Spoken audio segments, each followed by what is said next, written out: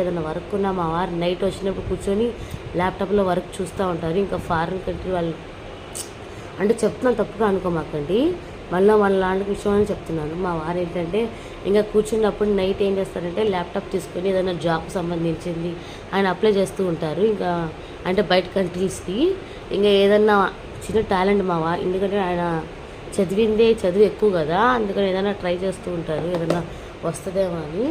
ఇంకా అంతేనండి. మా వారైతే అసలు ఖాళీగా అయితే ఉండేదైతే పరిస్థితే ఉండదు.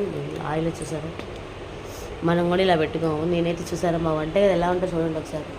చాలా అయితే నీట్గా అయితే పెట్టుకుంటాను నేను, అసలు ఎక్కడ ఏ చెడ్డాలు కూడా పెట్టుకోను. చూడండి మా వారి బ్యాచిలర్ లైఫ్ ఇదంతా. పెళ్ళి ముందు అయితే ఇంకా ఎక్కువ ఉండేది, ఎందుకంటే ఆయనకి అంటే ఆయన మ్యారేజ్ అవ్వకముందు అయితే ఒకసారి ఇంట్లో బయట ఫుడ్ తిన్నా ఆయనకి పడదు. ఇంట్లో ఫుడ్ ఎంత లేట్ అయినా పర్వాలేదు వండిగా తింటారు. లేదా నేను వండలేకపోయాను అనుకో, ఆయన అయితే వండి పెడతా. చూడండి బియ్యం అయితే చూసారు, ఇంట్లో బియ్యమే మొత్తం వెళ్ళేటప్పుడు అన్నీ తీసుకెళ్ళారు. ఫస్ట్ ఆఫ్ ఆల్ రాగి జావ అయితే వేసాను. రాగి జావ అయిపోయింది, ఇంక చెప్పడం మర్చిపోయాను. ఫస్ట్ ఆఫ్ ఆల్ ఏం చేస్తారంటే మీరు మార్నింగ్ లెగిసిన కానీ మీరు ఏం తింటారు నాకైతే కామెంట్ చేస్తారు. మేమైతే ఫస్ట్ మా వారికి నేను ఇచ్చేది బ్రేక్ఫాస్ట్ ఏంటంటే రాగి జావ. అదొక గ్లాస్ ఇస్తానండి ఫస్ట్ లేచిందండి మా వారికి అయితే. అది పాలలో అయినా మా వారు ఎక్కువగా పాలలో తాగుతారు, నేనైతే మజ్జిగలోనే తాగుతాను. వాళ్ళకి సెపరేట్గా ఇచ్చి నేను అలా తాగుతాను. ఫస్ట్ ఆఫ్ ఆల్ మా ఇద్దరికి 2 గ్లాసులు తీసేస్తాను.